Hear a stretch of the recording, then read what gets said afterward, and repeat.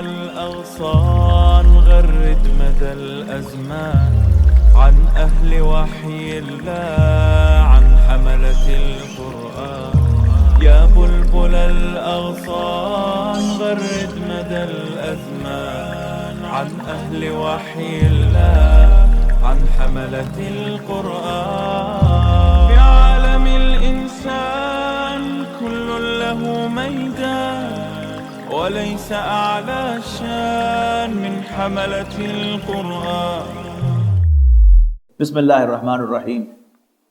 سبح للہ ما فی السماوات و ما فی الارض. آسمانوں اور زمین کی ہر شے اللہ تعالیٰ کی تسبیح کرتی ہے. وہو العزیز الحکیم، اور وہ بالادست حکمت والا ہے. هو الذی اخرج الذین کفروا من اہل الکتاب من دیارہم لاول الحشر. وہی تو ہے جس نے نکالا ان کو جنہوں نے کفر کیا اہل کتاب میں سے، ان کے گھروں میں سے پہلے ہی حلے میں.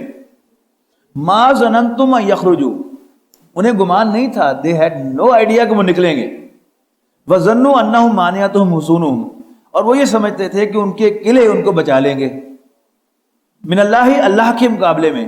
فآتاہم اللہ من حیث لم یحتسبوا، مگر اللہ تعالیٰ ایسے رخ سے ان پر آیا کہ جس میں ان کا گمان بھی نہیں تھا. وقذف فی قلوبہم الرعب، اور اللہ تعالیٰ نے ان کے دلوں میں رعب ڈال دیا. یخربون بیوتہم بایدیہم، نتیجہ یہ ہوا کہ وہ اپنے گھروں کو اپنے ہاتھوں سے برباد کر رہے تھے. وَأَيْدِي الْمُؤْمِنِينَ، اور مومنوں کے ہاتھوں سے بھی.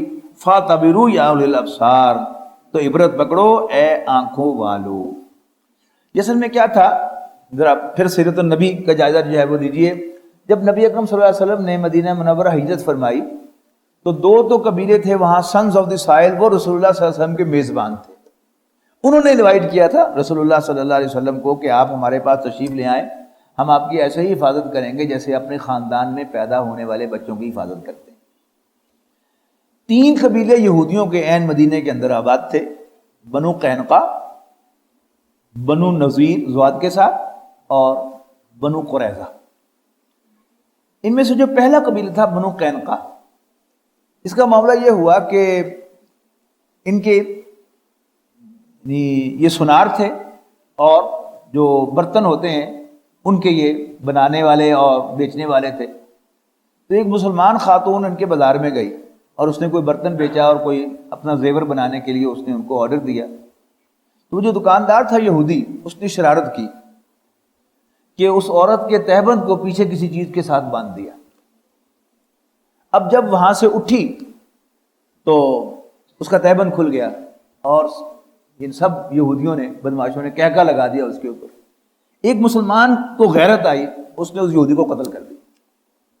اب نبی اکرم صلی اللہ علیہ وسلم، چونکہ آپ کی حیثیت میں نوٹ کرا چکا ہوں آپ کو کہ مدینہ منورہ آپ تشریف لائے اور آپ نے توجہ دلائی ان کی کہ یہ تم آپس میں جو لڑتے بھڑتے رہتے ہو کہ تم ٹیبل پہ بیٹھ کے معاملات طے کیا کرو. بہرحال ان کو ٹیبل پہ لے آئے آپ. تو یہ طے ہوا کہ ہر قبیلہ انٹرنلی آٹونومس ہوگا، لیکن ان کے آپس کے معاملات جو ہیں وہ ٹیبل پہ بیٹھ کے طے کیا کریں. اچھا، اگلا سوال کہ اگر کوئی فریق نہ مانے تو انہوں نے کہا پھر کسی آدمی کو مقرر کر لو کہ جو ان کے درمیان فیصلہ کرے، اس کا فیصلہ ہر ایک کو ماننا پڑے. انہوں نے کہا پھر آپ ہی وہ ہیں. تو رسول اللہ صلی اللہ علیہ وسلم یوں یعنی کانسٹیٹیوشنل ہیڈ بن گئے مدینہ منورہ کی ریاست کے. اچھا، اب انہوں نے دیت کا تقاضا کیا، قصاص کا تقاضا کیا، تو رسول اللہ صلی اللہ علیہ وسلم نے ان کے خلاف جو ہے پھر اسالٹ محاصرہ کیا ان کا. اچھا، یہ قبیلہ جو تھا یہ بنو خزرج کا حلیف تھا، اور خزرج کا سردار ابھی میں عرض کر چکا ہوں عبداللہ ابن ابی تھا. تو جب آپ نے محاصرہ کیا، انہوں نے سرنڈر کر دیا، تو عبداللہ ابن ابی آیا اور اس نے رسول اللہ صلی اللہ علیہ وسلم سے تقاضا کیا کہ یہ ہمارے حلیف ہیں، تو آپ ان کے ساتھ نرم معاملہ کریں، سخت معاملہ نہ کریں. بدتمیزی کی رسول اللہ صلی اللہ علیہ وسلم کے ساتھ. نبی اکرم صلی اللہ علیہ وسلم نے اس کو ٹالریٹ کیا. یہ حضور صلی اللہ علیہ وسلم کی جو حکمت کے شاہکار شمار ہوتے ہیں ان میں سے ایک ہے کہ آپ نے اس وقت اس کو ایشو نہیں بنایا، اس کی بدتمیزی کو بھی آپ نے برداشت کیا، اور اس کے کہنے پر آپ نے ان کے ساتھ نرم معاملہ کیا، اور بنو قینقاع کو مدینہ چھوڑ کر جانے کی اجازت دے دی کہ جو کچھ بھی وہ ساتھ لے جا سکتے ہیں وہ لے جائیں، اسلحے کے بغیر علاوہ. تو لیکن مدینہ چھوڑنا پڑے گا، they have to leave this town now. چلے گئے.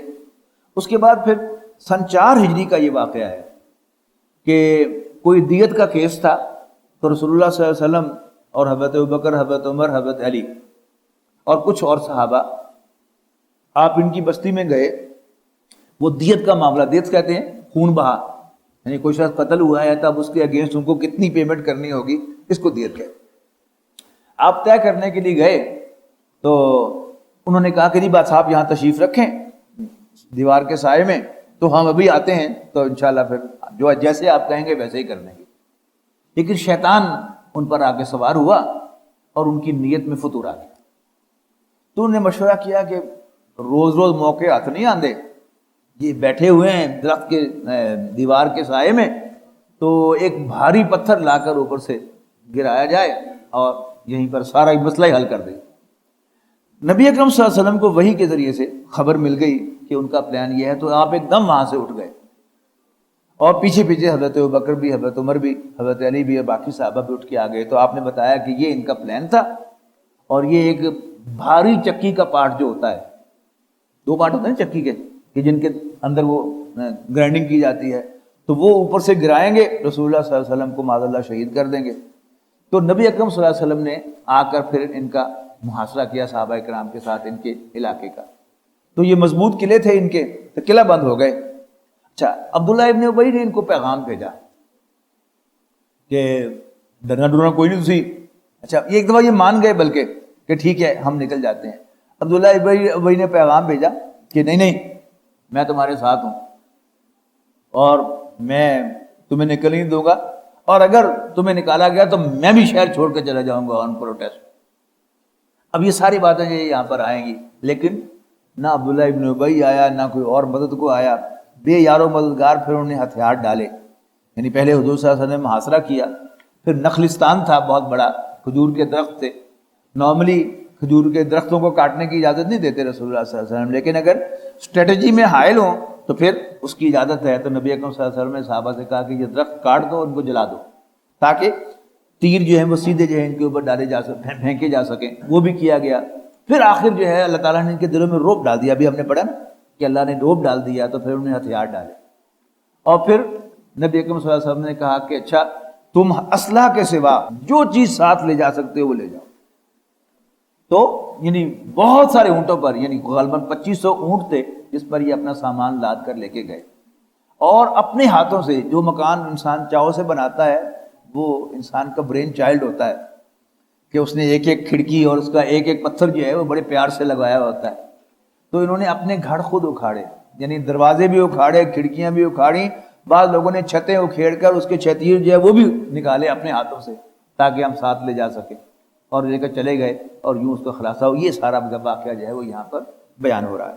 آیت نمبر 4 دیکھیے، ذالک بانہم شاقوا اللہ ورسولہ، یہ اس لیے ہوا کہ انہوں نے اللہ اور اس کے رسول کی مخالفت کی۔ ومن یشاق اللہ، اور جو کوئی اللہ اور اس کے رسول کی مخالفت کرتا ہے فإن اللہ شدید العقاب، تو اسے یاد رکھنا چاہیے اللہ تعالیٰ سزا کا بڑا سخت ہے۔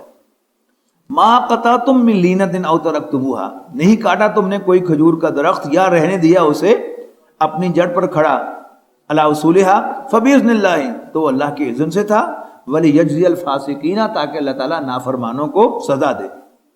وما افاء اللہ علی رسولہ، اور جو مال دلائے اللہ تعالیٰ نے اپنے رسول کو صلی اللہ علیہ وسلم، یہ اس کو مال فے کہتے ہیں، یاد رکھیے گا۔ ایک ہے مال غنیمت، اگر مسلمان لڑ کر کوئی علاقہ فتح کرے تو اس سے جو مال حاصل ہوتا ہے اس کو مال غنیمت کہتے ہیں۔ تو اس کا 5واں حصہ جو ہے بیت المال میں جاتا ہے، اور باقی سارا جو ہے وہ مجاہدین میں تقسیم ہوتا ہے۔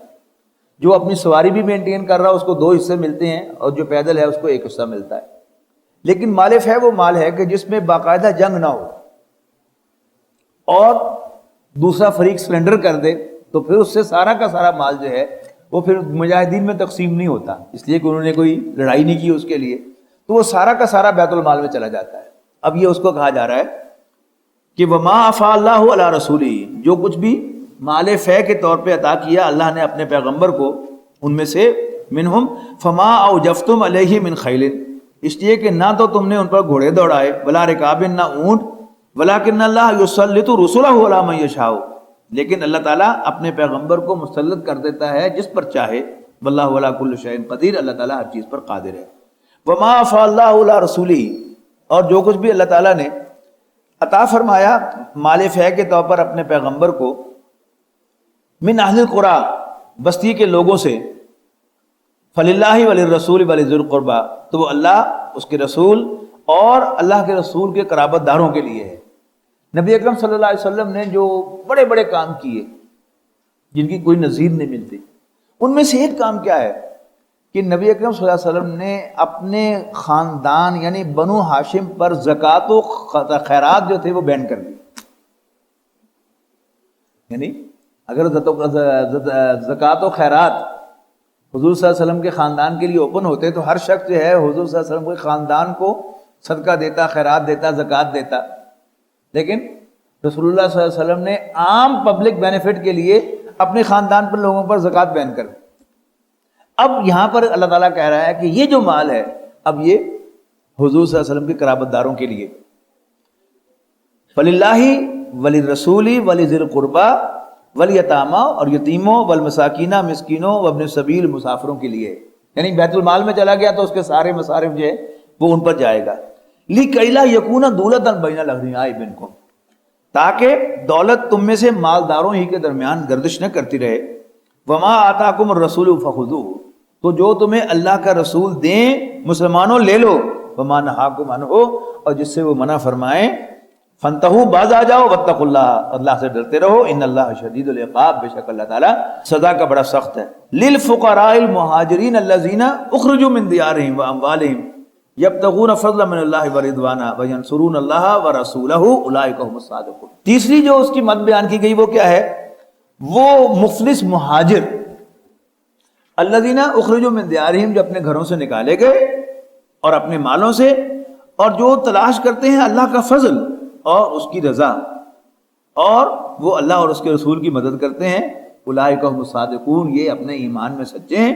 والذین تبوؤا الدار والایمان من قبلہم یحبون من ہاجر الیہم، اور یہ ان لوگوں کے لیے بھی ہے جو مقیم تھے مدینے میں لیکن ایمان لا چکے تھے مہاجرین کی آمد سے پہلے، وہ محبت کرتے ہیں ان لوگوں سے جو ہجرت کر کے آئے ہیں، یعنی انہوں نے اپنا مال جو ہے وہ شیئر کیا ہے مہاجرین کے ساتھ مواخات کے نتیجے میں۔ وَلَا يَجِدُونَ فِي صُدُورِهِمْ حَاجَةً مِّمَّا أُوتُوا، اور نہیں پاتے اپنے دلوں میں کوئی حاجت تک بھی اس چیز کے لیے جو انہیں دی جائے۔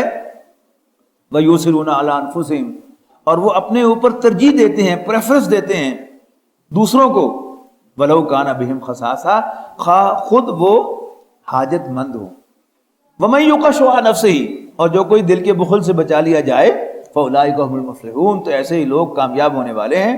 وَالَّذِينَ جَاءُوا مِن بَعْدِهِمْ، اور یہ ان کے لیے بھی ہے جو آئیں ان کے بعد، یقولون ربنا اغفر لنا، اور دعا کریں کہ اے ہمارے رب ہمیں بخش دے، وَلِإِخْوَانِنَا الَّذِينَ سَبَقُونَا بِالْإِيمَانِ، یہ دعا ہمیں سکھائی جا رہی ہے، اور ان کو بھی بخش دے جو ہمارے بھائیوں میں سے سبقت لے گئے ہم سے ایمان میں، وَلَا تَجْعَلْ فِي قُلُوبِنَا غِلًّا، اور ہمارے لیے ان کے ہمارے دلوں میں ان کے لیے کوئی غل پیدا نہ فرما، کوئی کھردرا پن، یعنی میں آپ کو گالی بھی دوں گا تو آپ کے دل پر ایک زخم لگے گا، پھر میں معافی بھی مانگ لوں گا لیکن وہ اس کا سکار برقرار رہے گا اس زخم کا، اور جب بھی کوئی میری گندگی آپ کے سامنے آئے گی تو فوراً وہ میل کیچ کرے گا، یعنی ایک پالش سرفیس جو ہوتی ہے اس پہ پھونک مارے تو وہ گرد اڑ جاتی ہے، لیکن ایک رف سرفیس اس پہ آپ کھرچیں بھی کی صحیح تو وہ گرد جو ہے وہ نکلنے والی نہیں ہے۔ تو اے ہمارے رب ہمیں بخش دے اور ہمارے ان بھائیوں کو بخش دے جو ایمان میں ہم سے سبقت لے گئے۔ وَلَا تَجْعَلْ فِي قُلُوبِنَا غِلًّا لِّلَّذِينَ آمَنُوا رَبَّنَا، اور اے ہمارے رب ہمارے دلوں میں غل پیدا نہ فرما ایمان والوں کے لیے، اِنَّكَ رؤوف الرحیم، یقیناً تو شفیق اور مہربان ہے۔ أَلَمْ تَرَ إِلَى الَّذِينَ نَافَقُوا، کیا اے نبی آپ نے نہیں دیکھا ان لوگوں کو جو منافقت کی روش اختیار کیے ہوئے ہیں، یقولون لإخوانہم الذین کفروا، اپنے کافر بھائیوں سے کہتے ہیں، من اہل الکتاب، اہل کتاب میں سے، لئن اخرجتم، یہ جو میں نے کہا نا یہ عبداللہ ابن ابی کی بات، لئن اخرجتم لنخرجن معکم، اگر تمہیں نکالا گیا تو ہم بھی تمہارے ساتھ نکل جائیں گے، ولا نطیع فیکم احدا ابدا، اور ہم تمہارے معاملے میں کبھی کسی کی بات نہیں مانیں گے، یعنی کبھی سے کسی سے مراد کون تھے؟ اللہ کے رسول صلی اللہ علیہ وسلم، اور تھے کلمہ گو۔ وَإِن قُوتِلْتُمْ، اور اگر تم سے جنگ کی گئی، لَنَنْصُرَنَّكُمْ، ہم لازمت تمہاری مدد کریں گے، وَاللَّهُ يَشْهَدُ إِنَّهُمْ لَكَاذِبُونَ، اللہ تعالیٰ گواہی دیتا ہے کہ یہ جھوٹے ہیں۔ لَئِنْ أُخْرِجُوا لَا يَخْرُجُونَ مَعَهُمْ، اور اگر وہ نکالے جائیں گے تو یہ ان کے ساتھ نہیں نکلیں گے، وَلَئِنْ قُوتِلُوا لَا يَنْصُرُونَهُمْ، اور اگر ان سے جنگ کی جائے گی تو یہ ان کی مدد کو نہیں پہنچیں گے.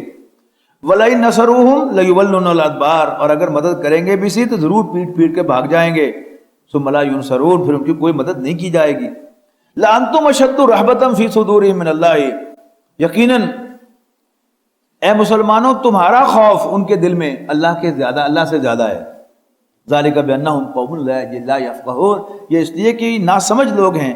لَا يُقَاتِلُونَكُمْ جَمِيعًا، یہ اکٹھے ہو کر کبھی تم سے نہیں لڑیں گے. الا فی قرى محصنة او من وراء جدر، مگر قلعہ بند ہو کر یا دیواروں کے پیچھے سے چھپ کر. باسهم بینہم شدید، ان کی آپس میں مخالفت بہت شدید ہے. تحسبهم جميعا، کیا تم انہیں یکجا سمجھتے ہو، اکٹھے سمجھتے ہو. وقلوبهم شتى، حالانکہ ان کے دل پھٹے ہوئے ہیں. ذالک بانہم قوم لا یعقلون، یہ اس لیے کہ یہ ایسے لوگ ہیں کہ جن کو کوئی سینس نہیں ہے. کمثل الذین من قبلہم قریبا ذاقوا وبال امرہم، اب یہ ذکر ہو رہا ہے منافقین کا. مثال کس کی جا رہی ہے؟ وہ بنو قین کا، بنو نذیر کی. کمثل الذین من قبلہم قریبا، ان لوگوں کی طرح جو ان سے تھوڑی مدت پہلے چکھ چکے ہیں مزہ. ذاقوا وبال امرہم، اپنی کرتوتوں کا. ولہم عذاب علیم، ان کے لیے ایک دردناک عذاب ابھی باقی ہے قیامت کا. کمثل الشیطان اذ قال للانسان اکفر، ان کی مثال شیطان کسی ہے جو انسان کو کہتا ہے اوے انکار کر کفر کر. فلما کفر، لیکن جب انسان کفر کرتا ہے، قال انی بریء منک، تو کہتا ہے میرا تم سے کوئی تعلق نہیں. انی اخاف اللہ رب العالمین، میں تو اللہ رب العالمین سے ڈرتا ہوں. فکان عاقبتہما، جب نوٹ کیجئے گا قرآن مجید کو پڑھتے ہوئے کتنا فطری کلام ہے. یعنی اگر ساتھ ساتھ اپنے دل کو یعنی جھانکتا رہے تو معلوم ہوگا کہ یہ ساری حرکتیں جو ہیں یہ ایٹ ڈفرینٹ ٹائمز جو ہیں وہ میں نے بھی کی ہیں. یہ ساری سوچ جو ہے میرے دل میں بھی آئی ہے. یہ ساری ٹینڈنسی جو ہے یہ میرے دل میں بھی آئی تھی، اور اگر میں بچا ہوں تو اللہ تعالیٰ نے مجھے بچا کر رکھا ہوا. فَكَانَ عَاقِبَتَهُمَا أَنَّهُمَا فِي النَّارِ خَالِدِينَ فِيهَا، تو ہوگا ان دونوں کا انجام یہ کہ دونوں جہنم میں جائیں گے، ہمیشہ اس میں رہنے کے لیے. خالدین فیہا وذالک جزاء الظالمین، اور ظالموں کی یہی سزا ہوا کرتی ہے. سورۃ حشر کا آخری رکوع جو ہے یہ بڑا زبردست ہے. علامہ اقبال سے ایک فلسفے کے طالب علم نے آ کے پوچھا کہ جی آپ کے فلسفہ خودی کی بنیاد کیا ہے؟ انہوں نے کہا کل آنا. اگلے دن گیا تو انہوں نے کہا جی میرا سوال، انہوں نے کہا جو الماری کھولو. الماری کھولی، انہوں نے کہا وہ جو کتاب پڑھی ہے یہ نکالو. وہ قرآن مجید تھا. اس نے کہا کہ 28واں پارہ نکالو. اس نے 28واں پارہ نکالا. تو سورہ حشر نکالی تو آخری رکوع پڑھو. کیونکہ یہ میرے فلسفہ خودی کی بنیاد ہے. اب ڈھونڈیے بھلا کہاں ہے. یا ایھا الذین آمنوا اتقوا اللہ، اے ایمان والو اللہ سے ڈرو. ولتنظر نفس ما قدمت لغد، اور چاہیے کہ ہر شخص جائزہ لیتا رہے کہ اس نے کل کے لیے کیا بھیجا ہے. یعنی کل سے مراد آخرت ہے. واتقوا اللہ، اور اللہ سے ڈرو. ان اللہ خبیر بما تعملون، بے شک اللہ تعالیٰ تمہاری تمام حرکتوں سے باخبر ہے. اب نوٹ کیجئے، یعنی ایک ہی آیت میں 2 مرتبہ اللہ کے تقوی کا حکم ہے. یا ایھا الذین آمنوا اتقوا اللہ، اے ایمان والو اللہ سے ڈرو اور واچ کرتے رہو کہ تم نے کل کے لیے کیا تیاری کی ہے. واتقوا اللہ، اور اللہ سے ڈرو. ان اللہ خبیر بما تعملون. ولا تکونوا کالذین نسوا اللہ، اور مت ہو جانا ان لوگوں کی مانند جنہوں نے اللہ کو بھلا دیا. فَأَنْسَاهُمْ أَنفُسَهُمْ، تو اللہ تعالیٰ نے خود انہیں اپنے آپ سے بھلا دیا.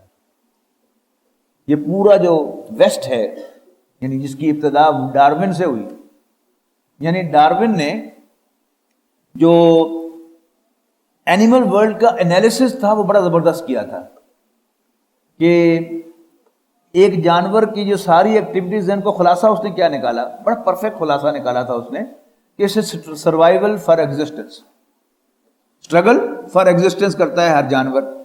2 حصوں میں کرتا ہے. ٹو پرزرو اٹ سیلف، اپنے آپ کو بچانے کے لیے، اور ٹو پرزرو اٹ اسپیشیز، اور اپنی نسل کو بچانے کے لیے. سیلف کو بچانے کے لیے وہ کیا کرتا ہے، کھاتا ہے، پیتا ہے اور ریٹیلیٹ کرتا ہے، غصے کا اظہار کرتا ہے. اور اپنی نسل کو بچانے کے لیے وہ ریپروڈیوس کرتا ہے. یعنی اس سے اچھا انالیسس شاید نہ ہو. لیکن مت کہاں ماری گئی کہ اس نے روح کا انکار کیا. کیوں انکار کیا اس نے روح کا؟ یعنی اللہ کی یاد اس کے ساتھ ساتھ نہیں تھی. آپ غور و فکر کر رہے ہیں اللہ کی یاد کے ساتھ، تو آپ کی غور و فکر کو اللہ تعالیٰ ڈائریکشن دے گا. اور اگر آپ غور و فکر کریں گے، تحقیق کریں گے، لیکن اللہ کو بھلا کر کریں گے تو پھر آپ کو کوئی ڈائریکشن نہیں ملے گی. آپ منزل کے قریب پہنچ کر بکھلا جائیں گے، بھٹک جائیں گے، اور پھر آپ کو اپنا سر پیر بھی نہیں ملے گا. تو ڈارون نے انکار کر دیا کہ سب کچھ کر کے انسان کی روح کا انکار کر دیا، اس کی جو اسپیشل وجود تھا کہ it's different from the other animals. یعنی جو معاملہ ہے اگر آپ انالیسز کریں کہ اللہ تعالیٰ نے جو مخلوقات پیدا کی ہیں، یہ 4 لیولز ہیں کریشن کے. یعنی سب سے پہلے ہیں یہ جمادات یعنی فزیکل آبجیکٹس. ان کو بیسٹ اسٹڈی کیا ہے نیوٹن نے، اور نیوٹن نے جو تجزیہ کیا ہے یعنی فزیکل آبجیکٹس کی موومنٹ کا، وہ کیا ہے؟ An object at rest will remain at rest, and an object in motion will remain in motion until and unless there is an external force acting on it. No movement without external force. یہ کیا ہے؟ یہ physical objects ہیں کہ جو چیز ساکن ہے وہ ساکن رہے گی، جو متحرک ہے وہ متحرک رہے گی until and unless there is an external force acting on it. اس کے بعد پلانٹس ہیں، نباتات. ان کا کیا معاملہ ہے؟ یعنی کہنے کو تو ایک جو اکھڑا ہوا پودا ہے وہ کیا ہے؟ فزیکل آبجیکٹ ہے. آپ ایک پودے کو اٹھا کر وہ پھینکیں گے تو وہ فزیکل آبجیکٹ ہے، لیکن جب وہ اگا ہوا ہے تو پھر وہ کیا ہے؟ وہ لیونگ بینگ ہے. اس کے اندر گروتھ ہوتا ہے، یعنی ایک اندر گروتھ کی وجہ سے ایک طاقت پیدا ہوتی ہے کہ اس کا بیج پھٹتا ہے. بیج پھٹنے کے بعد پھر اس کا تنا جو ہے وہ اوپر کی طرف اٹھ کر پھیلتا ہے. موومنٹ ہو رہی ہے نا، اور اس کی جڑ نیچے کی طرف بڑھ کر پھیل رہی ہے. تو موومنٹ ہو رہی ہے not by external force but by an external force of growth. اس کے بعد پھر آئے حیوانات. حیوانات میں یعنی پودا نارملی اپنی جگہ سے نہیں ہل سکتا، ایک جگہ جہاں وہ اگا ہے وہیں پر اگا رہتا ہے، لیکن بھارا اس کی شاخیں بھی موو کر رہی ہیں، اس کی جڑیں بھی موو کر رہی ہیں، اس کا بیج بھی پھٹ رہا ہے. لیکن اینیملز کے اندر آپ دیکھتے ہیں کہ اس میں ساری قسم کی موومنٹس ہوتی ہیں. وہ آگے بھی چلتا ہے، پیچھے بھی جاتا ہے، ہوا میں بھی اڑتا ہے، نیچے بھی آتا ہے، اوپر بھی جاتا ہے. یعنی اس کی موومنٹ جو ہیں وہ آن اٹس اون بہت زیادہ ہیں. ہم یہ دیکھتے ہیں کہ جانور کے اندر یعنی وہ جو بھی میں نے ڈارون کا آپ کو بتایا کہ انالیسس اس نے کیا کہ اینیملز اسٹرگل فار ایگزسٹنس. اس اسٹرگل کو وہ کیسے کرتے ہیں؟ میں نے بتا دیا آپ کو کہ وہ کھاتے ہیں، پیتے ہیں اور غصے کا اظہار کرتے ہیں اپنی ذات کی بقا کے لیے، اور پھر ریپروڈیوس کرتے ہیں تھرو سیکس اپنی نسل کے بقا کے لیے. لیکن انہیں اپنی ان ایموشنز پر کوئی کنٹرول نہیں ہے. جب کسی جانور کو بھوک لگ جائے اور اس کا کھانا اس کی دسترس میں ہو تو جانور کے پاس کوئی اختیار نہیں ہے کہ اپنے آپ کو کھانے سے روک سکے، کھاوے کھاوے. اسی طرح پیاس لگ جائے اور پانی اس کے منہ تک پہنچتا ہو، پیوے پیوے. اسی طرح غصہ آ جائے اور اس کی کیلکولیشن یہ ہو، اسیسمنٹ یہ ہو کہ میں ریٹیلیٹ کر کے بدلہ لے سکتا ہوں، تو وہ ڈیش کرے ہی کرے. اسی طرح اس کا میٹ اس کی دسترس میں ہو، اس کا اپوزٹ سیکس، تو وہ سیکس کرے ہی کرے. لیکن چوتھی مخلوق جو اللہ تعالیٰ نے پیدا کی ہے، ہم اور آپ انسان، ہر انسان جو ہے پورا حیوان ہے. اسے بھوک لگتی ہے، پیاس لگتی ہے، غصہ آتا ہے اور اس کے اندر شہوت ہے. ڈفرنس کیا ہے حیوانات میں انسان میں؟ کہ انسان اپنی ان خواہشات کو اپنے کنٹرول سے ایکسپریس کرتا ہے. جتنی مرضی بھوک لگی ہو، گرمی شروع ہو گئی ہے اور 16 گھنٹے کا روزہ ہے، پتہ چل رہا ہے نا روزے کا، کیا بھوک نہیں لگتی، پیاس نہیں لگتی، غصہ نہیں آتا. اور جو والدین ظلم ڈھاتے ہیں اپنی اولاد پر شعبان میں شادی کر کے، اور پھر کیا ان کا جی نہیں چاہتا. تو وہی سارا کچھ جو ہے یہ کیا ہے؟ یہ انسان کے اندر ہے. لیکن والدین کی اس ذاتی کے باوجود کوئی 0.1% جو ہے بیچارے جو ہیں وہ روزہ توڑ بیٹھتے ہیں، لیکن بحیثیت معمولی نوجوان جو ہیں وہ بھی اس کو کنٹرول کرتے ہیں. یہ کیا ہے؟ یہ ہے اصل انسان. تو ڈارون نے ٹھوکر کہاں کھائی؟ یعنی اتنا اچھا تجزیہ کر کے حیوانات کا، حیوانات میں اور انسان میں فرق نہیں کر سکا. تو علامہ اقبال نے کہا کہ یہ میرے فلسفہ خودی کی بنیاد ہے کہ انہوں نے وَلَا تَكُونُوا كَالَّذِينَ نَسُوا اللَّهَ، کہ مت ہو جاؤ ان لوگوں کی طرح جنہوں نے اللہ کو بھلا دیا، اور بطور سزا اللہ تعالیٰ نے انہیں خود اپنا آپ بھلا دیا. یعنی ڈارون نے کیا کمال کیا؟ انسان is just an animal, nothing more than an animal. حالانکہ انسان حیوان ہونے کے باوجود حیوانوں سے بہت اونچا تھا، جس کو وہ ریڈ نہیں کر سکا. کیوں نہیں ریڈ کر سکا؟ اس نے اللہ تعالیٰ کو بلایا. اللہ تعالیٰ کی یاد ساتھ ہوتی تو اس کی تھاٹ کو، اس کی ریسرچ کو، اس کی تھنکنگ کو ڈائریکشن ملتی. ولا تکونوا کالذین نسوا اللہ فانساہم انفسہم اولئک هم الفاسقون. یہی نافرمان لوگ ہیں. جب اللہ تعالیٰ کی نافرمانی کرتا ہے انسان تو پھر اللہ تعالیٰ اس کو گمراہ کر دیتا ہے، اس کی سوچ کو بھی گمراہ کر دیتا ہے، پرورٹ کر دیتا ہے، اس کی تھنکنگ جو ہے وہ بھی پرورٹ ہو جاتی ہے اور پھر اسے کوئی ڈائریکشن نہیں ملتی. یعنی ایک شخص جو دین کا علم رکھتا ہے، یعنی ہم لوگ جو دنیاوی تعلیم حاصل کرنے والے ہیں، ہم سمجھتے ہیں کہ شاید مدارس میں بیٹھے ہوئے سارے ان پڑھ اور بیوقوف بیٹھے ہوئے ہیں، لیکن آپ کوئی ایک کتاب جو ہے فقہ کی پڑھ کر دیکھیں وہ کس باریکی کے ساتھ اور کن کن آسپیکٹ کو ڈسکس کرتے ہیں جو عام آدمی جو ہے ان کے بارے میں سوچ بھی نہیں سکتا. لا یستوی اصحاب النار و اصحاب الجنہ، جہنم والے اور جنت والے برابر نہیں ہو سکتے. اصحاب الجنت هم الفائزون، جنت والے کامیاب ہونے والے ہیں. اللہ تعالیٰ ہمیں ان میں شامل فرمائے. لو انزلنا هذا القرآن على جبل لرأيته خاشعا متصدعا من خشیۃ اللہ، اور اگر کہیں ہم نے نازل کیا ہوتا اس قرآن کو کسی پہاڑ پر تو اے نبی تم دیکھتے اس کو کہ وہ دبا جا رہا ہوتا اور پھٹا پڑ رہا ہوتا. من خشیت اللہ، اللہ کے خوف سے. وَتِلْكَ الْأَمْثَالُ نَضْرِبُهَا لِلنَّاسِ، اور یہ مثالیں ہم لوگوں کے لیے بیان فرماتے ہیں لعلہم یتفکرون، تاکہ وہ غور و فکر کیا کریں. هو اللہ الذی لا الہ الا هو، اللہ تعالیٰ کے نام قرآن مجید میں جا بجا آئے ہیں، اکثر جوڑوں جوڑوں میں آئے ہیں، لیکن قرآن مجید میں کہیں بھی اللہ تعالیٰ کے اسماء حسنہ کا اتنا بڑا گلدستہ آپ کو نہیں ملے گا جتنا اس مقام پر ہے. هو اللہ الذی لا الہ الا هو، اللہ تعالیٰ ہی تو ہے کہ جس کے سوا کوئی معبود نہیں ہے. ہی از دا ون کہ جس کے سوا کوئی معبود نہیں ہے. هو الرحمن الرحیم، وہ بہت مہربان ہے اور انتہائی رحم کرنے والا ہے. عالم الغیب والشہادہ، شکریہ، چھپی اور کھلی باتوں کا جاننے والا ہے. هو الرحمن الرحیم، وہی الرحمن ہے اور وہی الرحیم ہے. الرحمن کا میں پہلے بتا چکا ہوں، اس کا ایک مفہوم تو یہ ہے کہ یہ عبرانی میں اللہ کے پیرلل اللہ تعالیٰ کا سرنیم تھا، اور دوسرا عربی زبان میں دیکھا جائے تو وہ جس کی رحمت ٹھاٹھے مارتے ہوئے سمندر کی مانند ہو. دنیا میں اس کا ظہور ہے کہ اس کے باغی بھی اس دسترخوان پر کھلے کھاتے ہیں، لیکن آخرت میں اللہ تعالیٰ کی رحمت سسٹینڈ ہے. یعنی جو بھی ایک دفعہ جنت میں چلا گیا وہ انٹرپٹیڈ اللہ تعالیٰ کی رحمت سے مستفید ہوگا، تو وہاں اللہ تعالیٰ کے رحیم ہونے کا ظہور ہے.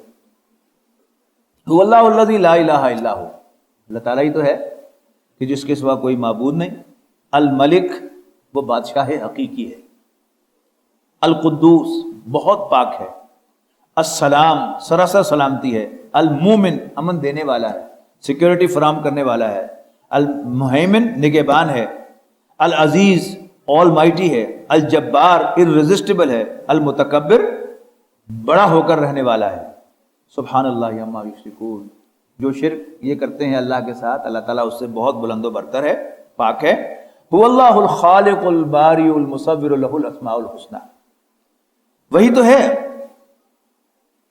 تخلیق کا منصوبہ بنانے والا. یہ جو الفاظ ہیں نا، خالق، باری، مصور، اس کو آپ یوں سمجھے کہ جیسے کوئی بھی چیز تعمیر کرنے کے لیے ایک اس کا آرکیٹیکٹ ہوتا ہے جو ایک آئیڈیا دیتا ہے کہ ایسا ہونا چاہیے، پھر کوئی ڈرافٹس مین جو ہے وہ اس کو ڈرا کرتا ہے، پھر کوئی اسٹرکچر انجینئر جو ہے پھر اس کی ڈیٹیلز طے کرتا ہے، اور پھر کوئی بلڈر جو ہے وہ بناتا ہے. تو آپ دیکھیں گے کہ مختلف تراجم کے اندر ان کے معنی مختلف ہوں گے. خالق تو سادہ سا ترجمہ ہے، بنانے والا، پیدا کرنے والا. پھر باری انہوں نے ترجمہ کیا جو میرے سامنے ہے، نافذ کرنے والا. مصور، اس کی صورت گری کرنے والا. لہ الاسماء الحسنى، سارے اچھے نام اسی کے ہیں. یسبح لہ ما فی السماوات والارض، آسمانوں اور زمین میں جو کچھ ہے اسی کی تسبیح کرتا ہے. میں نے نوٹ کرایا تھا کہ 5 سورتوں کے شروع میں تسبیح کا ذکر ہے، 3 میں ماضی کے صیغے میں اور 2 میں مضارع کے صیغے میں، اور یہ چھٹا جو ہے مضارع کے صیغے میں اور تیسرا مضارع کے صیغے میں. ٹوٹل چھٹا جو ہے وہ اس سورت کے آخر میں ہے. یسبح لہ ما فی السماوات والارض، آسمانوں اور زمین کی ہر شے اسی کی تسبیح کرتی ہے. وہو العزیز الحکیم، اور وہ بالادست حکمت والا ہے. وَلَقَدْ يَسَّرْنَا الْقُرْآنَ